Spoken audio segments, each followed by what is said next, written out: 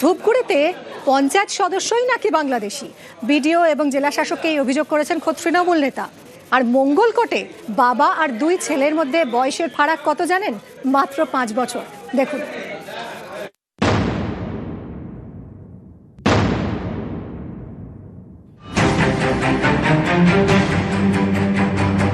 আনিছা বেগম ধূপগুড়ি পঞ্চায়েত সমিতির সদস্য।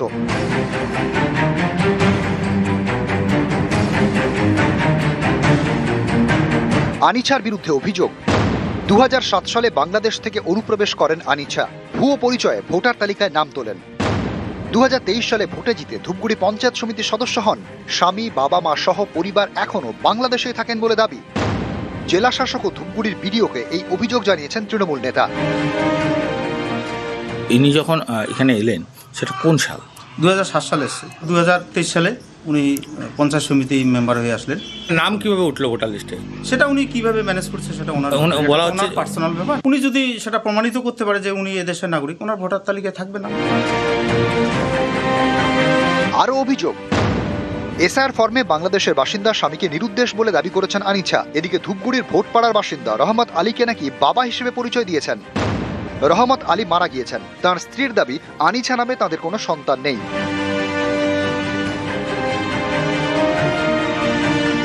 আনিসা আপনার কি মেয়ে হয়?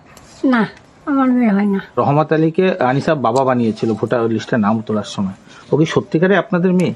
না না না না না না, আপনাদের মেয়ে নয়? না, ওটা ভুল। আমার ওটা বেরি না। তৃণমূল কংগ্রেস বিএলওকে প্রেশার দিয়ে, বিএলওকে চাপ দিয়ে এই ধরনের লিঙ্কেজ তারা তৈরি করছেন। অনুপ্রবেশকারী যাদের নামটাই নেই, যারা অবৈধভাবে এখানে অন্য কাউকে বাবা লিঙ্কেজ দিয়ে নাম তুলেছে, এবং তাদের বিরুদ্ধে তো আইনানুগ ব্যবস্থা নেওয়া উচিত। এটা টোটালটাই প্রশাসনিক বিষয় এবং প্রশাসন সেটা পুরো বিষয়টা দেখবে। এর মধ্যে তৃণমূল বিজেপি কোনো জড়িত ব্যাপার নেই। যদি সত্যি প্রমাণিত হয় তাহলে সেটা তখনকার আমরা দেখবো বিষয়টা কি আছে। পূর্ব বর্ধমানের মঙ্গলকোটেও আজব কাণ্ড। দুই ছেলের সঙ্গে বাবার বয়সের ফারাক নাকি 5 বছর। মঙ্গলকোটের শীতল গ্রামের 175 নম্বর বুথের বাসিন্দা সরোজ মাঝি। কমিশনের নথিতে দেখা যাচ্ছে সরোজ মাঝির বয়স 63। এক ছেলে লক্ষ্মী মাঝির বয়স 58, আরেক ছেলে সাগর মাঝির বয়স 59। আপনার কয় ছেলে? 2 ছেলে, অনুপ মাঝি আর সুজিন মাঝি। লক্ষ্মী মাঝি এবং সাগর মাঝি ওরা কে? আমরা চিনি না। লক্ষ্মী আর সাগরের সাথে আপনার না না, কোনো সম্পর্ক নাই। তাই এখন তো ওরা তো ভোটার কার্ডে দেখিয়েছে আপনাকে বাবা দেখিয়েছে। সে দেখাতে পারে স্যার, ডকুমেন্টটা পেয়েছে না, নামটা পেয়েছে। এখন কি চাইছেন? আমিও কাটিয়ে দিই না।